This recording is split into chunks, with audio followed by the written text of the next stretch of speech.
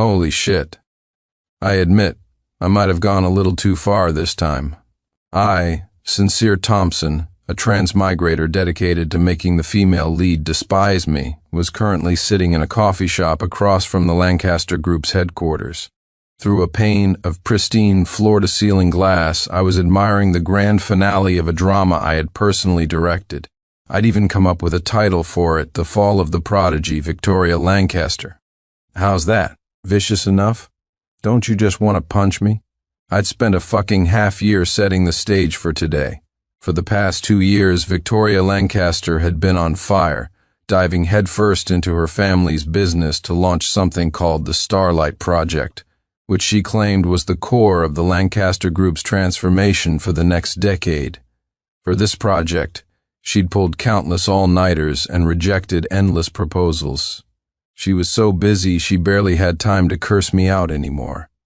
And I was supposed to tolerate that? Whatever she cared about most was what I had to destroy. It was the basic professional code of conduct for a villain like me, and it was my only KPI for getting back home. That damned thing, the AI system, had been quiet ever since it last popped up, but I could feel it. Victoria's aversion meter was like a junk stock constantly falling, but just one final push away from being delisted. And today, I was delivering that decisive, market-crashing blow. I took a sip of my iced Americano, my gaze piercing through the glass to lock onto the brightly lit conference room on the 33rd floor of the Lancaster Group building. In there, Victoria should be standing at the center of the storm, facing the scrutiny and doubt of everyone present. The complete proposal for the Starlight Project that I had obtained should by now be sitting in the inbox of the CEO of Lancaster's arch-nemesis, Horizon Group.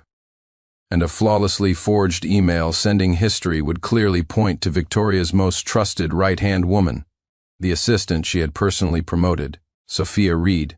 I could even picture the scene in that conference room. Victoria, dressed in a sharp white suit, her long hair tied back in a high ponytail, still projecting that cold, proud demeanor. But when the traitor turned out to be the person she trusted most, when 2 years of her hard work went up in smoke, when the gazes of all the directors and shareholders pierced her like knives, what kind of expression would appear on that usually unflappable face? Shock, rage, or perhaps a complete breakdown? Heh, just thinking about it sent a twisted little thrill through me. Hurry up and despise me, Victoria, I'm begging you. My phone buzzed. It was a message from Ethan Miller. My dear godfather, what trouble are you stirring up now? I heard there's some major drama at Lancaster Group today. Does it have anything to do with you? I scoffed and replied, Your dad is busy with important business. Cut the crap. Don't take it too far. Victoria, I didn't read the rest. I just flipped my phone face down on the table. Ethan was becoming more and more of a mother hen. He didn't understand. Everything I was doing was for the sake of going home. The minutes ticked by. Even the soothing music in the coffee shop started to grate on my nerves. I stared intently at that conference room, counting the seconds in my head. According to my plan, Horizon Group should have already called an emergency press conference to announce their independently developed Morning Star project. So dumb, they can't even change the name when they plagiarize. But that didn't matter. What mattered was that all this filth would be dumped squarely on Victoria Lancaster. Sure enough, less than 10 minutes later, my phone began vibrating uncontrollably. Push notifications from various financial news apps popped up like crazy. Shocking Horizon Group announces Morning Star Project, core concepts highly similar to Lancaster's Starlight Project. Corporate espionage suspected, Lancaster Group's core secrets leaked, prodigy Victoria Lancaster faces her greatest crisis of trust success. A wide grin spread across my face. I tossed a few bills on the table, stood up and walked out of the coffee shop. It was time to deliver the final blow to my leading lady. Security at the Lancaster Group's entrance was unusually tight today, but they couldn't stop me. The name Sincere Thompson was an all-access pass here. The receptionist saw me and her face went pale. She wanted to stop me but didn't dare, forced to watch as I swaggered toward the CEO's private elevator. Ding! 33rd floor. The atmosphere in the hallway was suffocatingly tense. Employees hurried past, no one daring to speak above a whisper. They looked at me as if they'd seen a ghost, quickly lowering their heads. I walked straight to the largest conference room, where 2 security guards stood with their arms crossed, blocking my way. Mr. Thompson, Ms. Lancaster is in a meeting. Get lost, I said, short and sweet. They exchanged a pained look but silently stepped aside. I straightened my collar, took a deep breath, and summoned my most punchable expression.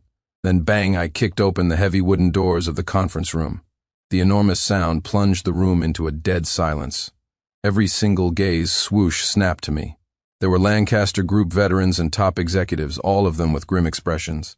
And at the head of the table stood Victoria Lancaster herself. She was dressed exactly as I had imagined, in a white suit that made her look tall, slender, and as cold as snow. But her face, which always carried a hint of arrogance, was now deathly pale, completely drained of color. Her eyes stared blankly ahead as if her soul had been ripped out. Only when she saw me did her beautiful eyes move slightly, like a slow-moving machine gradually focusing on me. Well, Ms. Lancaster, having a meeting? I strolled in casually, hands in my pockets, my voice dripping with schadenfreude. Heard your company ran into a little problem? Tisk, tisk, how careless. No one dared to speak. Only Sophia Reed, the assistant standing next to Victoria, was crying her eyes out, shaking her head frantically. Miss Lancaster, it wasn't me. It really wasn't me. My, look at her cry. It's enough to make anyone feel sorry for her, I said, walking around the long conference table, moving toward Victoria one step at a time. Each step felt like I was treading on her last nerve. Miss Lancaster, what did I tell you? You're not cut out for this. You're too green for the business world. See, you screwed up, didn't you? Entrusting your hard work and the company's future to a traitor. My voice wasn't loud, but in the dead silence of the room, it was as piercing as a needle. Victoria's body swayed almost imperceptibly. She didn't look at her weeping assistant, nor did she acknowledge the complicated stares from the surrounding directors. She just stared at me, her eyes fixed on mine. The usual disgust and impatience were gone, replaced by something I couldn't understand. A stillness, like glass just before it shatters. You did this? She asked, her voice unbelievably hoarse. What if I did? I leaned in close, lowering my voice to a volume only the two of us could hear, and whispered with a smile, That's right. I did it. I bought off your assistant, and I sold your project to Horizon. Surprised didn't see that coming, did you? I clearly saw her pupils constrict. The last glimmer of light in those eyes, which had always been either cold or angry, seemed to completely die out. She just looked at me, for a long time, so long that even I started to feel uncomfortable. Then she spoke slowly, enunciating each word. Her voice was soft, but it hit me like a sledgehammer. Sincere Thompson, she said my name, her face a mask of numb tranquility. I truly hate you now. A wave of ecstasy washed over me. This was it, just one more sentence. She took a deep breath and closed her eyes. When she opened them again, they were a barren wasteland. Let's never see each other again in this lifetime. Ding, the AI system's cold electronic voice echoed in my mind, right on cue. Aversion meter at 100. Mission complete. Final command confirmed. Teleporting. 3, 2, 1. The world began to warp and peel away before my eyes. In the final second before my consciousness faded completely, the last thing I saw was Victoria Lancaster, the woman who had always stood so proud and tall, suddenly losing all her strength. Her body went limp, and she slowly crumpled to the floor. She buried her face in her knees, her shoulders beneath the white suit, trembling violently and silently. For some reason, my heart, which had been racing with the joy of finally going home, was suddenly seized by an invisible hand, sending a sharp, unfamiliar pang of pain through me. The feeling of teleportation was like being thrown into a washing machine after a blackout drunk, spun around 360 times and then dumped out with a loud thud. When my consciousness returned, I found myself lying on an absurdly soft king-sized bed. The hangover, like headache, hadn't faded, but an irrepressible wave of joy was already surging through me. I was back, I was fucking finally back. I shot up from the bed and looked around. It was a minimalist apartment, ridiculously large. Black, white, and gray made up everything here. The walls were pure white, the floors were matte black, and the furniture was a sophisticated shade of gray. Everything was arranged with meticulous precision, so neat and tidy it looked like no one lived here. Outside the window. Holy shit, what the hell was outside the window? I ran barefoot to the enormous floor-to-ceiling window, but what I saw wasn't bustling traffic or a blue sky with white clouds. It was a thick, impenetrable, gray fog. It hung motionless, like a solid wall, completely sealing this apartment off from the outside world. What the hell? Is it the apocalypse? I scratched my head, a little uneasy. Whatever, who cares? It's good to be home. I was eager to see how my other self was doing in this world. Had I become a domineering CEO, married a beautiful heiress, and reached the pinnacle of life? I rushed into the bathroom first. The person in the mirror still had Sincere Thompson's ridiculously handsome face, and the body was still the perfect frame that looked lean in clothes but was toned underneath. Okay, good foundation. Then I started searching the entire apartment for my phone, my computer, or anything that could connect me to the outside world. The result? Nothing. This apartment was completely empty except for the necessary furniture and some unlabeled clothes. Hey, anyone here? Hello? I shouted a few times, but the only response was the hollow echo of my own voice. Just as I was starting to panic, that familiar, cold electronic voice sounded in my head. Welcome home, host. It was that damned AI shit. You finally showed up. I let out a breath of relief and asked irritably, what's the situation? Where's my home? Where are my parents? And is this gray stuff outside just really bad smog? This is your home, the AI replied, devoid of any emotion. My home? Where's my furniture, my game console, my 82-inch TV, and my parents? In this world, you have no parents, no friends, and no social connections. The smile on my face froze. Say that again. According to your return settings, you will enjoy an absolutely private and undisturbed personal life here. I felt a chill run down my spine. Undisturbed. What does that mean? It means exactly what it says. There is only you and me, your life assistant, here. I was completely stunned. What kind of homecoming was this? This was a prison sentence, right? The most luxurious solitary confinement cell in existence. No, you're lying to me, I roared at the empty air. I was a transmigrator. I should have my own life take me to see my parents right now. The AI was silent for a moment, then said, in an almost pitying tone, Host, please accept reality. Reality? What bullshit reality? Refusing to believe it, I started tearing through the apartment like a madman. I opened the fridge. It was filled with neat rows of silver foil packets, bearing no brand names, only serial numbers. I tore one open and squeezed out a gray toothpaste-like paste. I tasted it. Damn it. It had no flavor at all. It was like chewing a wad of warm cotton. I rushed to the closet and threw open the doors. It was full of clothes, black, white, and gray. There were plenty of styles, but the fabric of every single piece felt identical, with no discernible difference. I started smashing things, throwing the sofa cushions on the floor, ripping the duvet off the bed. But it was useless. There was so little here, and nothing seemed to stay messy no matter what I did. Exhausted, I collapsed onto the cold floor, panting heavily. An unprecedented sense of panic and loneliness washed over me like a tidal wave. There was no color here. The food had no taste, the air had no scent, and even the things I touched felt devoid of temperature. This was a world stripped of all sensation and life. A gray, utterly silent cage. My mind began to involuntarily flash back to moments from that other world. The resigned look on my dad's face as he complained about me while topping up my bank card. Ethan slinging an arm around my neck, cheekily asking if I wanted to go to a masquerade ball, and Victoria. I remembered her cheeks flushing red when I pissed her off, her beautiful willow leaf brows furrowed tightly. I remembered her calling me a psycho under her breath, but still quietly cleaning up my messes. I remembered her at her birthday banquet, unhesitatingly firing that guy, Chadwick Evans, to defend me. I remembered her smiling at me in the moonlight, wearing that traditional dress, asking if I liked the mask. I remembered her screaming when I scared her with a fake cockroach, so loud it set off the voice-activated lights in my house. I remembered splashing her with muddy water with my car, and her standing there, stamping her foot in anger. I remembered stealing her project, and though she was annoyed, she would act as if nothing had happened the next time we met. All those daily moments I had desperately tried to escape, the ones I found so irritating, were now incredibly vivid and colorful in my memory. The contrast between those vibrant colors and this gray and white world was the cruelest torture.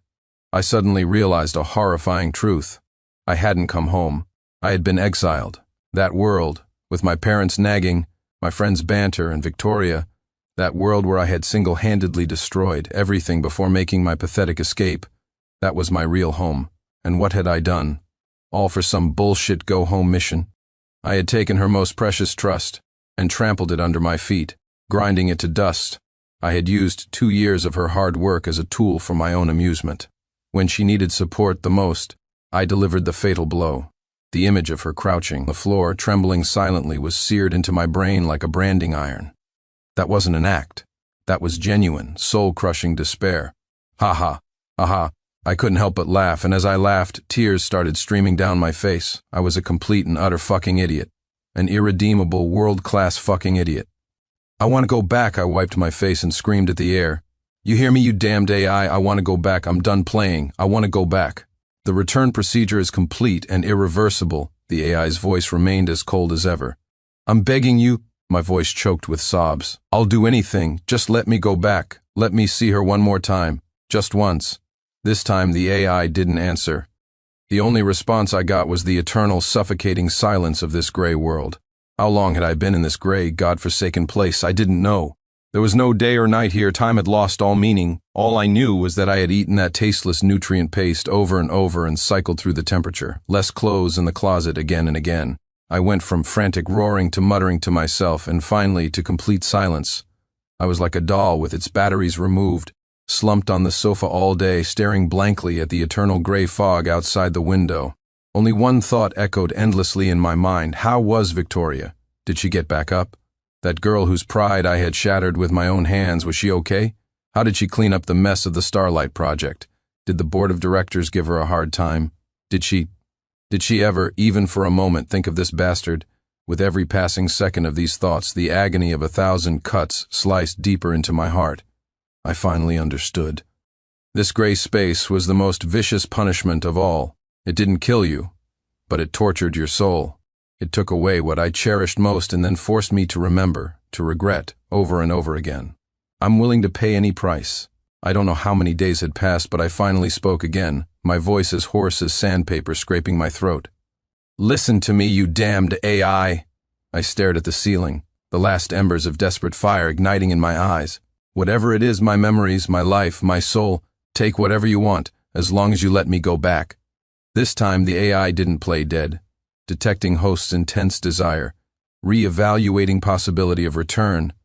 I shot upright, my heart pounding like a drowning man grasping at a final piece of straw. Evaluation complete. A one-time return path exists, however, requires a corresponding price. Tell me, I roared, terrified it would change its mind in the next second. The price is you will forget the truth of this world. I froze. What do you mean? You will no longer remember that you are a transmigrator. You will no longer remember the so-called mission, and you will no longer remember this gray space. The AI's electronic voice carried a hint of something indefinable for the first time. You will be implanted with a new background setting. All your actions will stem from the most primal emotional imprint on your soul. Emotional imprint? Yes. The indelible regret you feel for Victoria Lancaster, and the love buried so deep in your heart that you refuse to even admit it to yourself.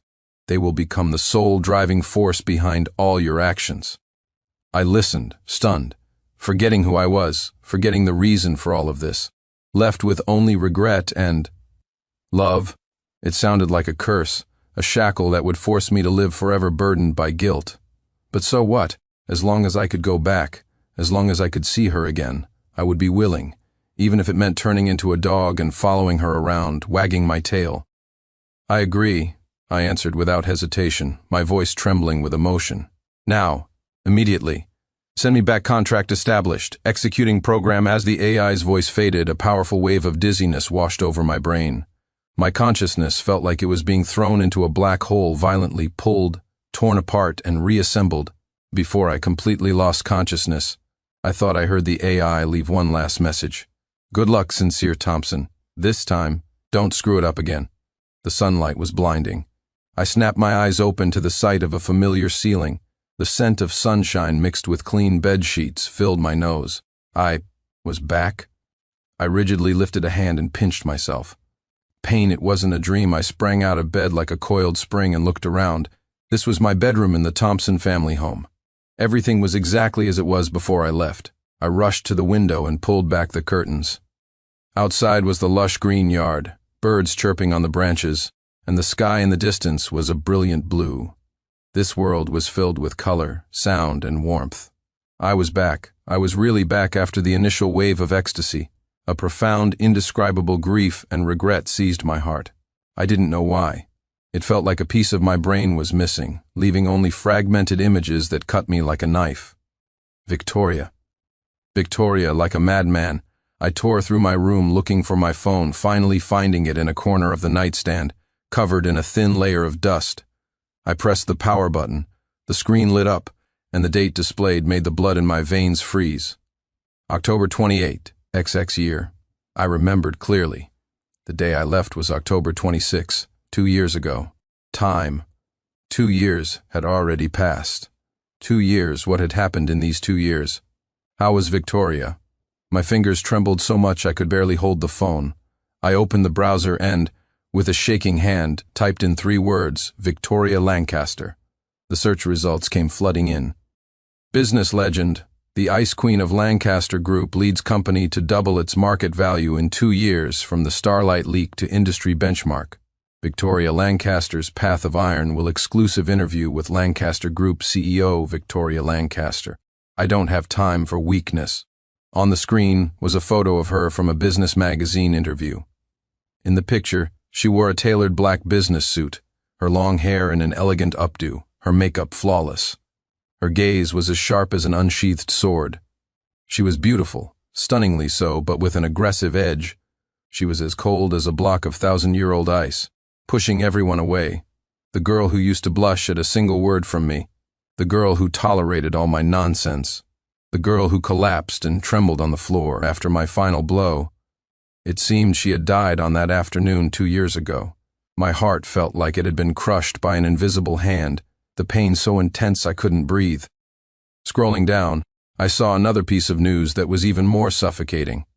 Exclusive, Lancaster's queen and renowned architect Julian Beaumont rumored to be tying the knot soon. The accompanying photo showed the two of them standing side by side at a banquet. The man was handsome and refined, the woman cold and noble. They looked painfully perfect together. In that moment, my world completely shattered. I don't know how I managed to bolt out of my room. All I knew was that I had to see her right now. This instant, I stumbled down the stairs. In the living room, my dad, Robert, and my mom, Margaret, were sitting on the sofa watching TV. When they saw me, their expressions went from shock to a complicated, distant concern. Sincere? You're back? Mom stood up, wanting to approach but hesitating. Victoria Lancaster. I grabbed her arm, my grip frighteningly strong. Where is she? I need to see her, you brat. What are you doing back here? Dad shot to his feet, his face livid. You still have the nerve to mention Victoria? You disappeared without a word 2 years ago. Do you have any idea how much trouble you caused for both our families? I couldn't hear a word he was saying. There was only one name in my head. I have to see her. Give me her number. Dad's lips trembled with rage as he pointed at me. Get that thought out of your head after what you did to her. You want to bother her again? Sincere Thompson, I'm telling you, stay away from her. The Thompson family can't afford this disgrace, abandoned by everyone. Those were the only words left in my mind. It turned out I hadn't just lost her. I had lost the entire world. What does it feel like to be abandoned by everyone? It's probably when you're screaming like a madman that you need to see someone, and your own parents look at you like you're trash and tell you to stay away from her. Dad's words were like a bucket of ice water poured over my head, freezing the heart that was burning with regret. Can't afford this disgrace. He was right. What right did a bastard like me have to appear before her again? I let go of my mom's arm, feeling like a puppet with its strings cut, and staggered back a few steps in a daze. My mind was a blank slate, filled only with the image of Victoria's cold, resolute face from the news, and the gentle smile of the man named Julian Beaumont beside her. Were they really getting together? No. No way. A wave of obsession and madness from God knows where consumed me. I couldn't just let it go. I still owed her, and I hadn't paid my debt. The words I needed to say were still unsaid. Even if she was going to be with someone else, I had to see it with my own eyes, hear it with my own ears. I spun around and bolted out of the house like the wind, ignoring my dad's furious roars behind me. I didn't have Victoria's contact information anymore. For the past 2 years, I had been blocked by the entire world. My phone's contact list was empty, but I knew where to find her. The city's most exclusive business circle, at the gala named after her. I took the sports car from the garage, a car that hadn't moved in 2 years, and was covered in dust, and floored it all the way to the most luxurious hotel in the city, the Hilton. The valet at the entrance saw my car, which looked like it had been pulled from a junkyard, and me, with my bloodshot eyes and crazed expression, and nearly called the police. But I didn't care. I tossed him the keys and stormed into the magnificent lobby. The place was booked for a private event tonight, a high-end charity gala hosted by the Lancaster Group. I didn't have an invitation, but that didn't matter. My face used to be the most arrogant all-access pass. As expected, the security guard at the entrance stopped me. "Sir, may I see your invitation?" "I'm Sincere Thompson," I hissed through clenched teeth, my eyes glued to the closed doors of the ballroom. The guard froze for a second, clearly having heard of my reputation. He looked troubled and whispered something into his walkie-talkie. Soon, a man in a suit who looked like a manager hurried over. "Mr. Thompson?" He sized me up, his eyes full of caution. "I'm very sorry, but your name is not on tonight's guest list. I want to see Victoria Lancaster. Ms. Lancaster is currently with distinguished guests, I'm afraid. I'll say it one more time." I took a step forward, my face almost touching his, my voice a low growl like a cornered animal. "Let me in." Perhaps my appearance was too terrifying, because the manager's face turned pale and he stumbled backward. As we stood in a standoff, a familiar voice came from behind me. "Sincere Thompson?" My whole body stiffened. I slowly turned around. It was Ethan Miller. I hadn't seen him in 2 years. He had lost some of his boyishness, dressed in a well-fitted Armani suit, his hair neatly combed. He looked quite dapper. But the way he looked at me was no longer with the old playful banter. It was a deeply complex expression, a mix of shock, disappointment, and a profound wariness. What are you doing back here?" He frowned, his tone distant. "Ethan," I grabbed his arm like a lifeline, "get me in there. I have to see her." Ethan's gaze fell on my hand gripping his arm, and he snatched it away as if he'd been burned. "Are you insane?" He stepped back, his voice low but filled with anger. "Do you have any idea what Victoria went through these past 2 years while you were gone? After the Starlight Project incident, she took all the blame, and she was almost kicked off the board she worked day and night and was hospitalized. Twice for a bleeding stomach now that she's finally pulled through. What are you back for, to hurt her again?" Every word he spoke was like a red-hot knife stabbing into my heart. A bleeding stomach. Hospitalized. My vision went dark and my body swayed. I could barely stand. So behind the news headlines, casual mention of her turning the tide was such a bloody reality. And the one who caused it all was me. I opened my mouth, but my throat felt like it was clogged with cotton. I couldn't get a single word out. What could I say? That I was wrong? That I regretted it? In the face of Ethan's accusatory gaze, any explanation felt pathetically weak. Just then, the ballroom doors opened. In an instant, the brilliant lights, elegant music, and the chatter of guests spilled out. But my gaze, as if drawn by a magnet, shot past the crowd and locked onto a single figure. Victoria Lancaster. She was wearing a silver strapless gown, the skirt adorned with tiny diamonds that glittered under the lights, as if she were wearing the entire Milky Way. Her makeup was exquisite, her red lips vibrant, her aura icy, like a remote, untouchable snow-capped peak, or a goddess devoid of emotion. She was holding a glass of champagne, listening intently to a man beside her. That man was Julian Beaumont from the news photos. He wore a white suit, looking gentle and refined, and the look in his eyes as he gazed at her was filled with undisguised admiration and affection. They stood together, a perfect match, as if made for each other. In that moment, I felt like all the sound in the world had disappeared. All I could hear was the thunderous beating of my own heart and the roaring of blood rushing to my head. I felt drained of all strength, able only to stand dumbly outside the doors, watching her from afar through the crowd. She was my queen, and I was the sinner who had personally pushed her onto that frozen throne, now unable to ever get close again. Perhaps my stare was too intense because Victoria seemed to sense something. She frowned slightly and glanced casually toward the entrance. Our eyes met. Time seemed to stand still in that instant. I saw the hand holding the champagne glass tremble almost imperceptibly. The expression on her face shifted from initial confusion to shock upon recognizing me. And then, it quickly froze into a thick layer of indifference, colder than a Siberian blizzard. She only looked at me for a second, just 1 second, and then she calmly, naturally, averted her gaze as if I were just an insignificant waiter at the door, or perhaps not even that, just a pocket of empty air.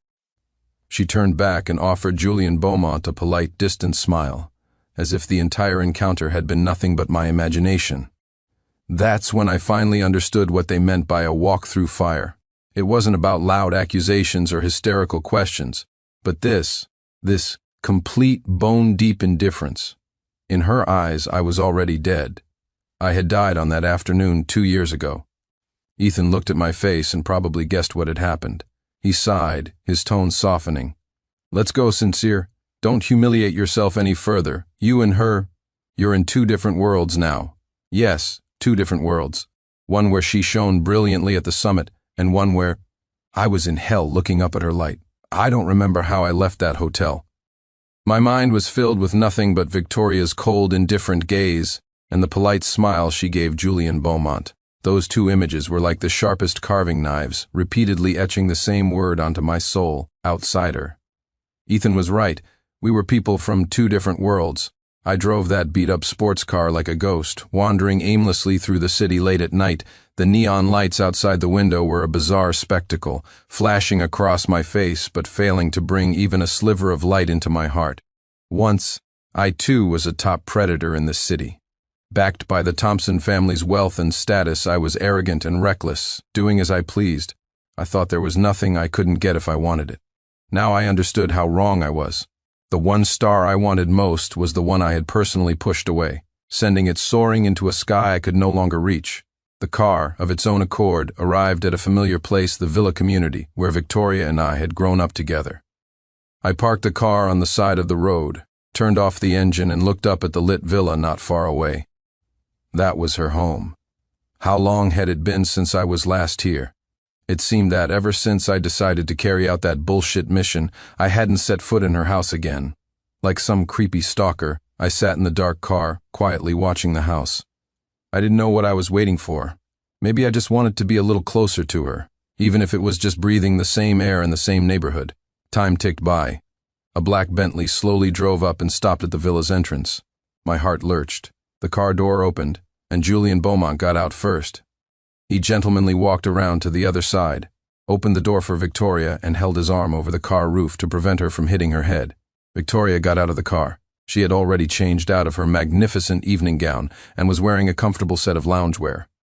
Her makeup was gone, revealing the familiar, plain face I knew so well, but that face was etched with exhaustion. They exchanged a few words at the door. Julian's gaze was so gentle it could melt steel. While Victoria remained expressionless, she didn't refuse his presence. Finally, Julian tucked a strand of her hair, which had been messed up by the night wind, behind her ear. She flinched back slightly, then gave a small nod and turned to walk into the villa. Julian stood there, watching until the lights inside the villa came on, before getting back into his car with a satisfied smile and driving away. The entire scene played out before me in slow motion, frame by frame. My hands gripped the steering wheel so tightly that my knuckles turned white. A poison called jealousy surged from the depths of my heart, instantly flooding my entire body. Why? Why did that man get to look at her with such tenderness? Why did he get to take her home? Why did he get a nod of acknowledgement from her? And me?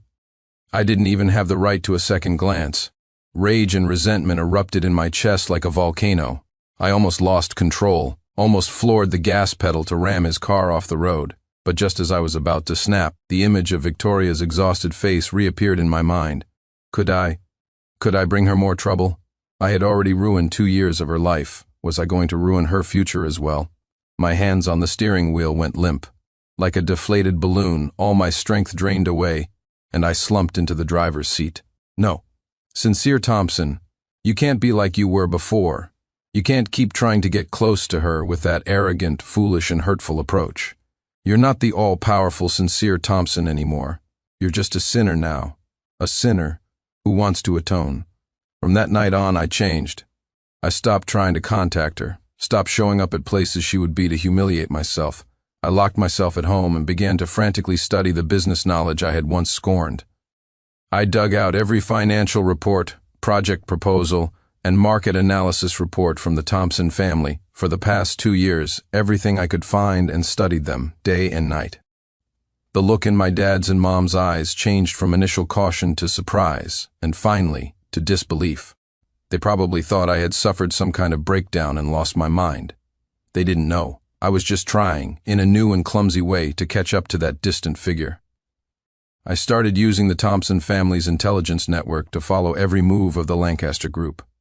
I wasn't trying to cause trouble. On the contrary, I wanted to protect her. The world was no longer being disrupted by me, but the business world was still a battlefield filled with invisible smoke and fire. Soon, I discovered a plot against Lancaster Group. An investment firm called Phaeton Capital was secretly acquiring scattered Lancaster shares while spreading negative rumors to drive down the stock price, preparing for a hostile takeover. Their methods were subtle. Even Lancaster's own people hadn't noticed. And I made my move just before they could complete their plan. I used all the funds under my name, even signing a high-stakes gambling agreement to borrow a large sum from my dad, and with lightning speed, I swept the market of those scattered shares at a price 3 points higher than Phaeton Capital's. The old fox at Phaeton Capital was caught completely off guard, forced to watch as months of his planning went down the drain, and I became an anonymous, mysterious shareholder with a significant stake in Lancaster Group. After all this, I immediately drafted a proxy statement, anonymously entrusting all the voting rights of my shares to Victoria's most trusted Vice President, Sophia Reed, the woman I had framed 2 years ago and whom Victoria had later reinstated. Everything I did was in secret. Victoria would never know that the person she hated most had shielded her from a fatal attack. And that was enough. I didn't need her to know, nor did I deserve for her to know. I just wanted to be her invisible guardian, hiding in the shadows, quietly watching her continue to be the proud queen on her brightly lit stage.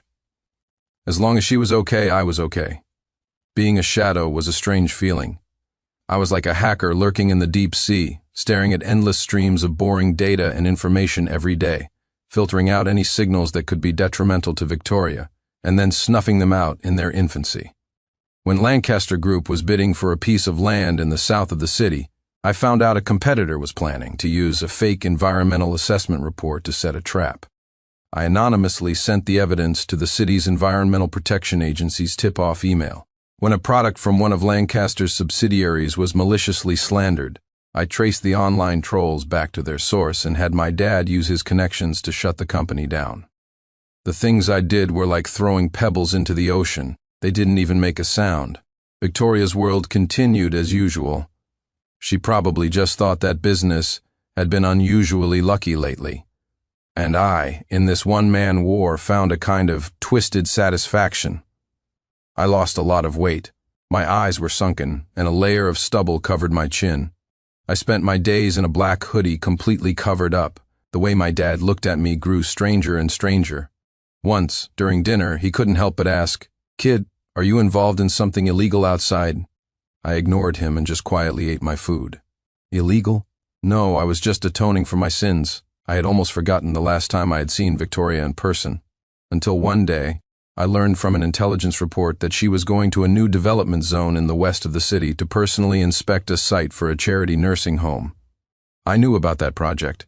It was a non-profit initiative she had insisted on, despite pressure from the board.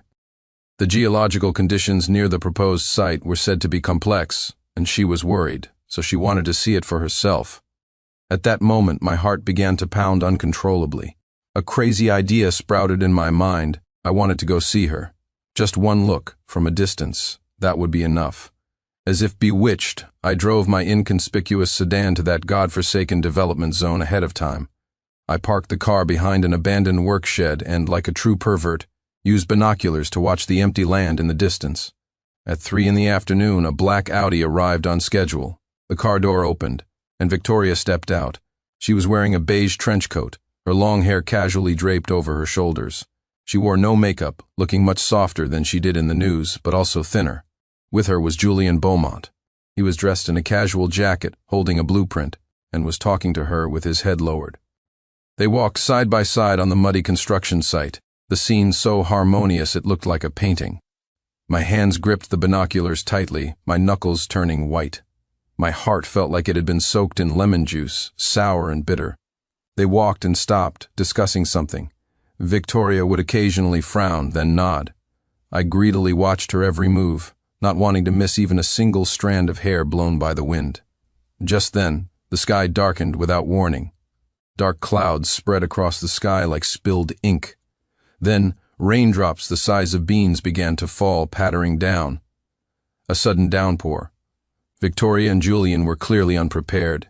They were trapped in the middle of the construction site with no shelter. Julian took off his jacket, intending to shield her from the rain, but she instinctively stepped back, avoiding it. "Wait here, I'll go get the car," Julian shouted, then turned and ran toward the parking area. Victoria stood alone in the pouring rain. The water instantly soaked her trench coat, plastering her hair to her cheeks. She looked a bit disheveled, hugging her arms, her slender shoulders trembling slightly. In that moment, all the jealousy, resentment, and regret in my mind vanished. Only one thought remained. She must be cold. Acting almost on pure instinct, I grabbed a long-handled black umbrella from the back seat. I don't even know when I put it there, pushed open the car door, and dashed into the curtain of rain. Muddy water splashed all over me, and cold rain trickled down my neck, but I couldn't feel it. My eyes were fixed on that lone figure standing in the rain. I ran fast, my heart pounding violently in my chest as if trying to break free. Just before she looked up, I reached her from behind and opened the black umbrella over her head. The sound of the rain was instantly muffled. She seemed to freeze, her body tensing for a moment, before she slowly, cautiously turned around. When she saw it was me, the surface of her eyes, usually like a frozen lake, finally cracked. Shock, disbelief, and a hint of a panic I couldn't decipher. We just stood there, separated by the space of an umbrella, staring at each other in the pouring rain. I was drenched, water dripping from my hair, which was plastered to my forehead. I looked like a pathetic stray dog. Rainwater slid down my cheeks, and it was impossible to tell if it was rain or something else. Her lips moved, as if she wanted to say something, but no words came out. Just then, Julian drove the car over, the blinding headlights illuminating the small space between us. When he saw me, his expression immediately turned wary, and he quickly got out and hurried over. "Victoria, are you okay?" He shielded her behind him, looking at me as if I were a thief. I didn't look at him. My gaze never left Victoria's face. I saw her rain-soaked lips were a little pale, and I saw the undisguised exhaustion in her eyes. I pulled something out of my hoodie pocket. It was a piece of candy, a white rabbit milk candy. It was her favorite when we were kids. Whenever I made her cry, one candy was all it took to make her stop. I don't know why I was carrying it with me. Perhaps in my subconscious, I had always wanted to give her another one and say, "I'm sorry." I pressed the candy, which was slightly warm from my palm, into her cold hand. My fingertips brushed against her palm. It was as cold as ice. My throat tightened. It took all my strength to squeeze out a few hoarse words. "It's raining, you'll get cold." After saying that, I couldn't bear her complicated gaze any longer. I let go of the umbrella, leaving it with her, and turned, stumbling away into the vast curtain of rain. I didn't look back. I was afraid that if I did, I would see her throw that piece of candy into the mud. After that rain, I came down with a high fever. I lay alone in my empty bedroom, burning up, delirious, and drifting in and out of consciousness. Chills and heat battled within my body, my mind teetering on the edge of clarity and chaos. I had many dreams. In them, I was back in that gray space, endless loneliness and regret drowning me like a tide.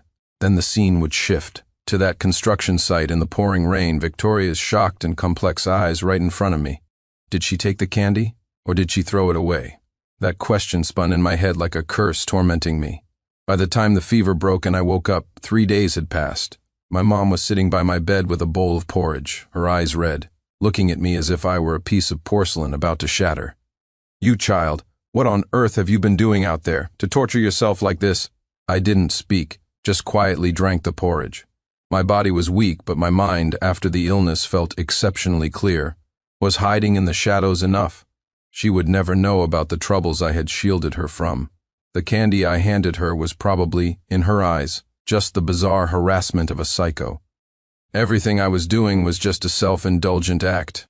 The scar I had personally carved into her 2 years ago still lay between us. As long as that scar remained, I would forever be a sinner, someone who didn't even have the right to stand before her.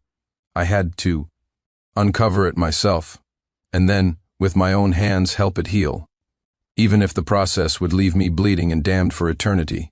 The very week I made this resolution, a massive crisis erupted without warning.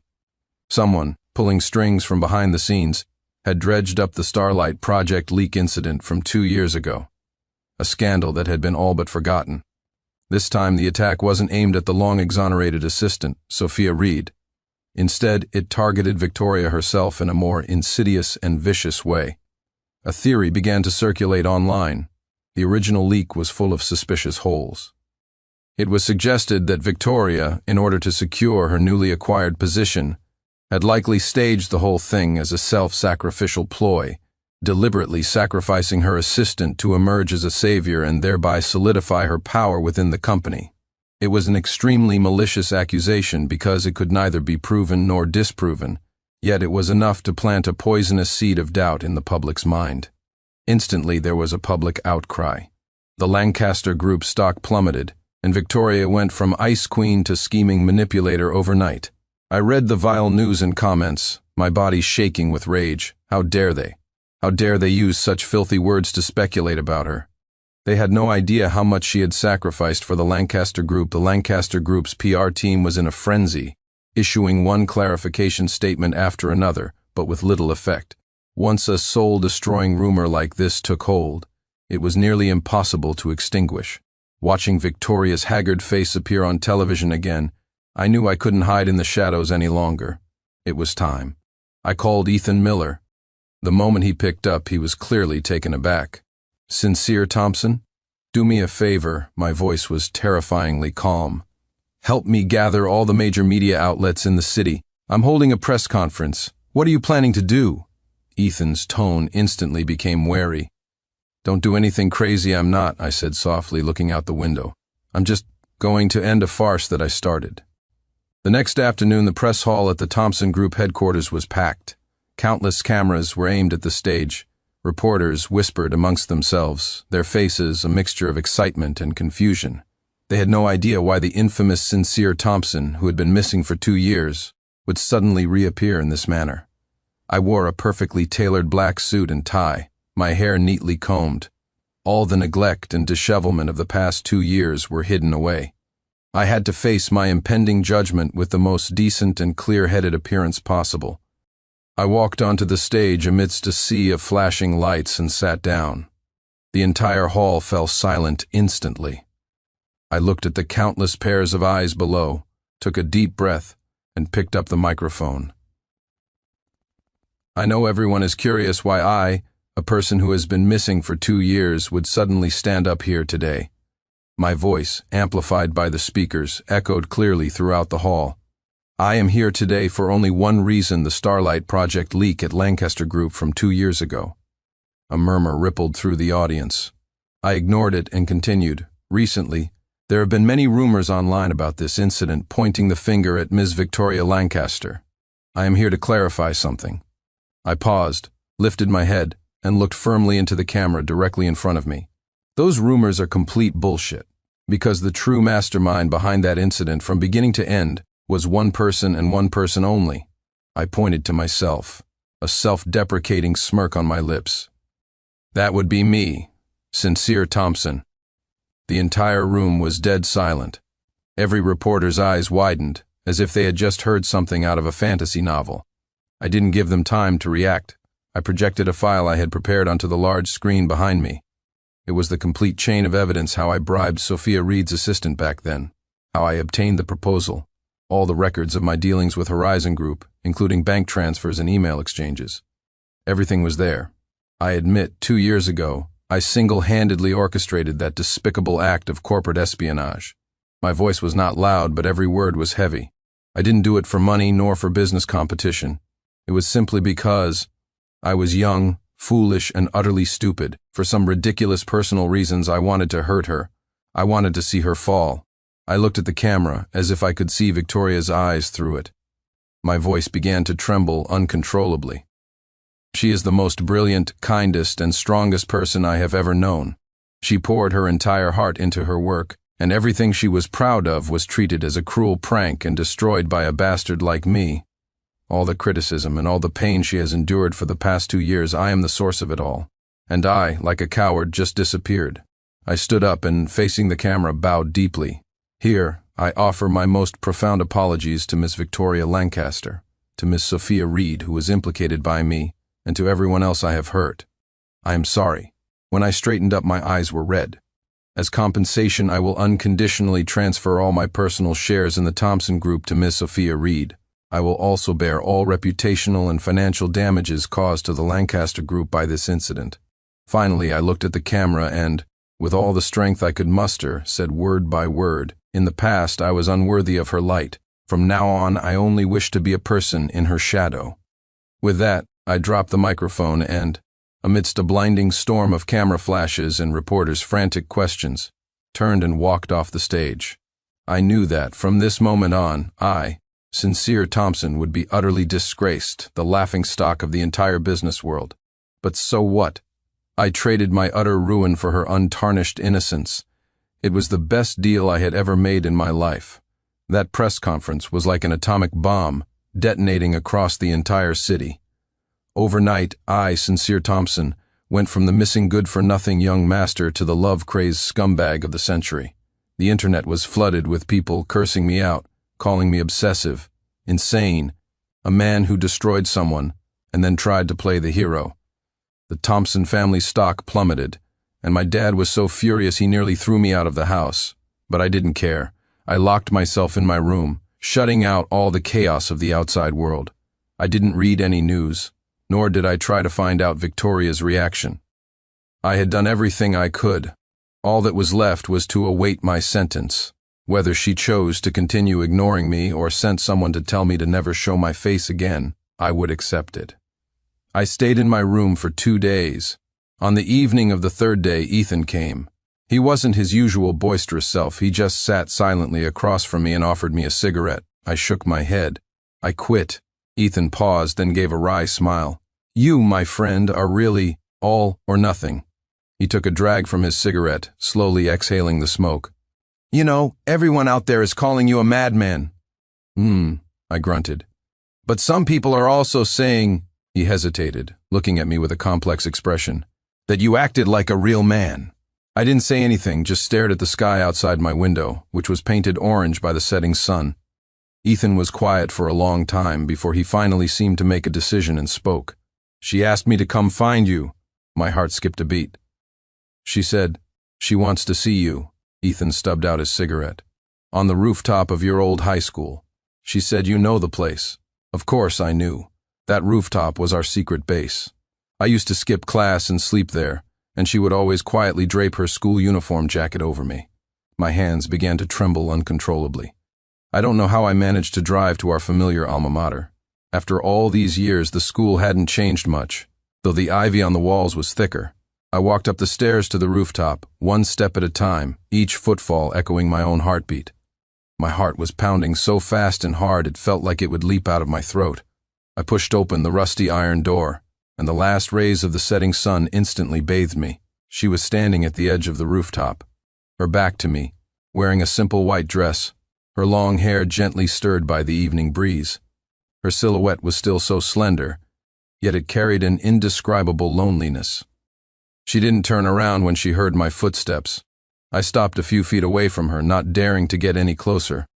We stood like that, one standing, one watching, silently sharing the crimson dusk. Finally, I was the one to break the silence.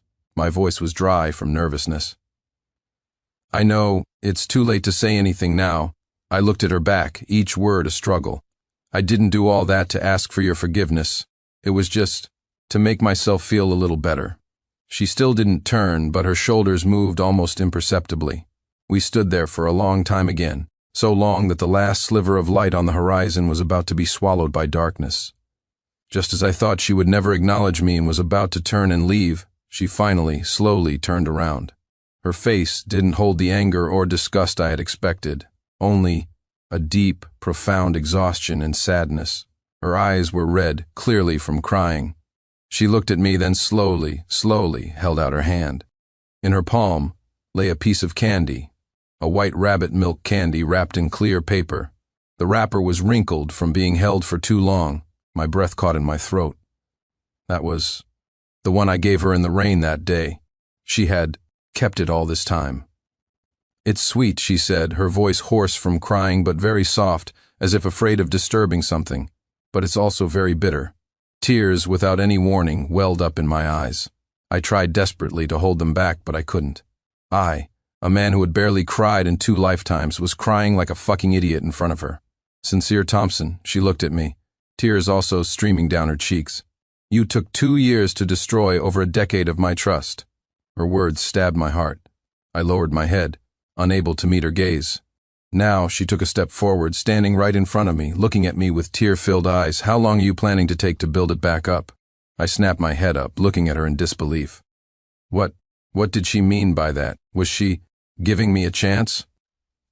I looked at her tear-streaked face, at the familiar yet strange light in her eyes, a mixture of pain and hope, and I suddenly understood. The walk through fire wasn't over. The road to redemption was just beginning. But I was willing. No matter how long, no matter how hard, I was willing.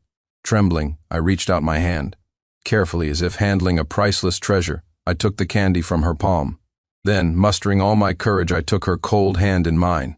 Her hand flinched but didn't pull away. I looked into her eyes and, in a voice that was almost reverent, with a sincerity I had never known before, I answered her, word by word, "A lifetime." "Is that long enough?" The very last ray of sunlight fell on her face. I saw her eyes, soaked with tears, finally slowly begin to bloom with the faintest hint of a smile. She didn't answer me, but she turned her hand and gently, tentatively, squeezed mine back. I knew that was enough. The road ahead was long, covered in thorns and the shards of the past. But this time, I wouldn't run away again.